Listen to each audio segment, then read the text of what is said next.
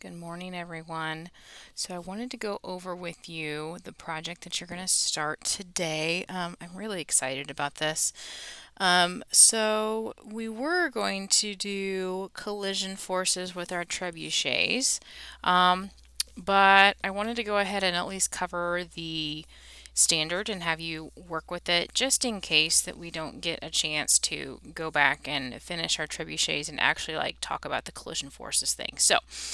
Ideally, we would have all sorts of we would be using the probe wear and we'd be using the force plate and we could measure the force, but you don't have that stuff at home. I don't have that stuff at home, but I do. I mean, you can sort of tell sometimes when there's collision forces and there's more or less. So here's what you're going to do. You are going to do an at-home experiment and you're going to show me what you've come up with. All right, so I'm just going to go through this with you. So why are you doing this? To show that you can design an investigation to minimize the force of an object during a collision. To show that I can develop criteria to evaluate a solution, and because it's fun. Okay, let's just get off the computer for a while and do something hands on because that's kind of what science is.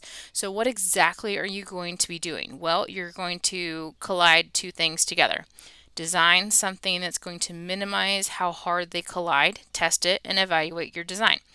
Um, so when are you doing this? Well, you're starting today on Wednesday, what is today's date? The 8th of April. And the final product is going to be due Friday the 13th. Okay. How are you going to be graded and all the other important details information? So first thing, the very first step is you need to have a plan. And that design plan is going to be, it is going to be a grade and it will go into PowerSchool. So the first thing you need to do is you need to find two things that you're going to collide together. Hot Wheels cars, skateboards, bikes, preferably not you and your brother or sister on a bike. I do not want you to create any bodily injury or harm, and also don't break anything. Um, but most importantly, don't go buy anything. Okay? You do not, I repeat, do not go to the store. The whole point of the stay at home order for this is so that we can flatten the curve and we can get back to school sooner. So don't go anywhere and buy anything for this. Okay? If you cannot find anything around the house or you're struggling, like, well, I had this idea, reach out and I can help you. Okay? We can brainstorm some stuff together. Um, so, some suggestions that I have for you. Don't do anything glass because, well, that could get you in trouble. Make a mess, break something valuable, and you just don't want to do that. Also, I wouldn't do anything like that's going to cause like Kool-Aid packages to explode, and so you have like red Kool-Aid powder all over your mom's living room rug. Okay, don't do that.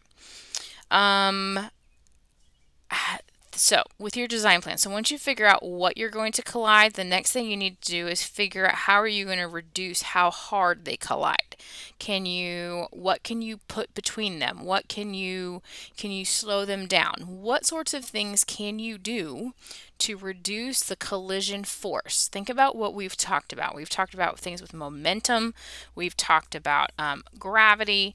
We've talked about acceleration. So, how can I slow something down? So, collision forces, think about like the crash test things.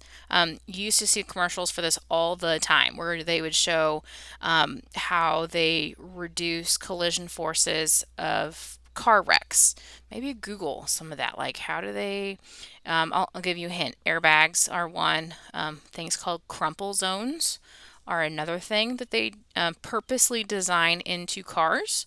It's essentially like a specific braking point so it breaks where they intend it to as opposed to somewhere else.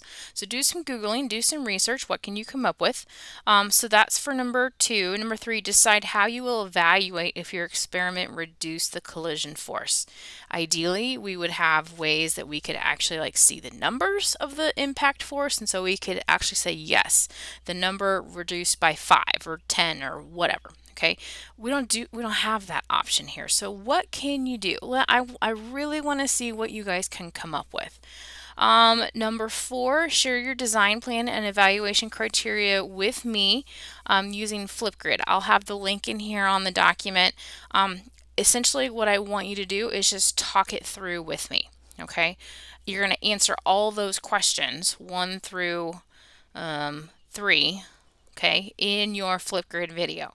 So know what you're going to say, because I'm going to have a time limit on there for you. Now here's the catch. You need to have your design plan and evaluation criteria to me on your Flipgrid by Thursday at 8 a.m. so that I can get you your feedback.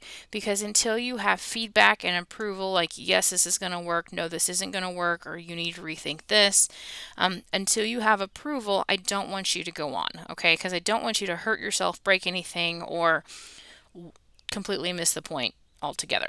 So once you've gotten feedback from me and I've given you approval, and I'm going to have all that written down, and you'll have a grade for that as well. Not so much a grade as far as like, oh, your plane was spectacular, but like, you've done it grade. You can start your testing. Okay, so once your plan is approved, have at it, start testing. You can you are going to have a daily progress Google form that I do expect you to fill in, even if you are all done. You'll just need to tell me that in your Google form. Okay, and if you're telling me that you're all done, I should also kind of see the dates match up as far as when you've turned it into Google Classroom. Just saying. Okay. Let's see. I lost my spot here. Oh, you can complete it all in one day or work at your own pace. It's up to you. Information, you need to be sure that you're gathering while you're testing. First thing is going to be some written observations, which that's one of the reasons why I'm having you do that daily progress check, because it's writing it down for you. I am going to request, and I'll have a reminder on the Google form, that you check the button that says send me a copy of my responses. That way you have it in writing. You can go back and add it into your final product. So there's that. Second thing you're going to want to make sure that you are gathering while you're testing is photos or videos of the test. Like your first test, take a picture, take a video of it going. You may have to have like someone help you do this. You may have to prop your phone up on something and record it.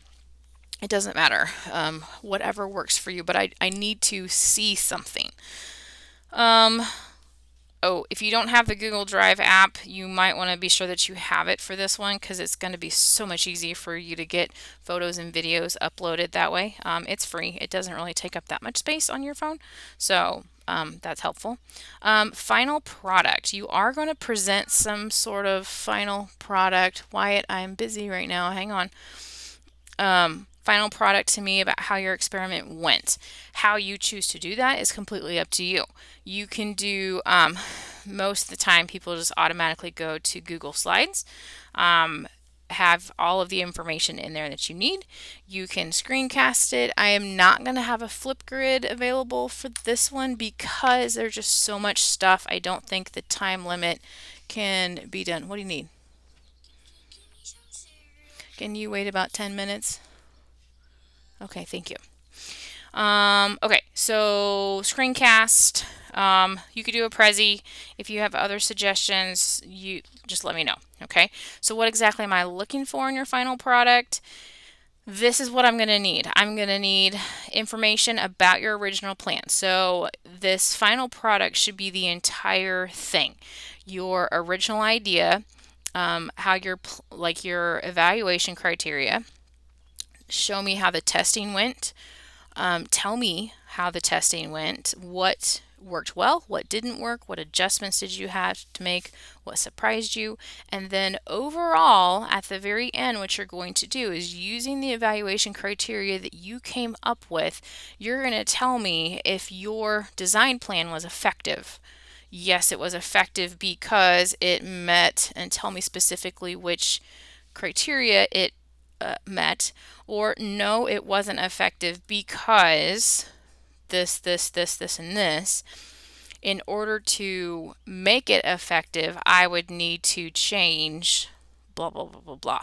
What would you need to change in order to make it work? So there's that. If you have questions, let me know. I apologize. This is probably a little longer than you wanted it to be, but I wanted to be sure that I went through the whole thing with you, because it's going to be a length. I wouldn't say super long, but yeah, so there you go. If you have questions, let me know, and I will talk to you guys soon. Okay, bye.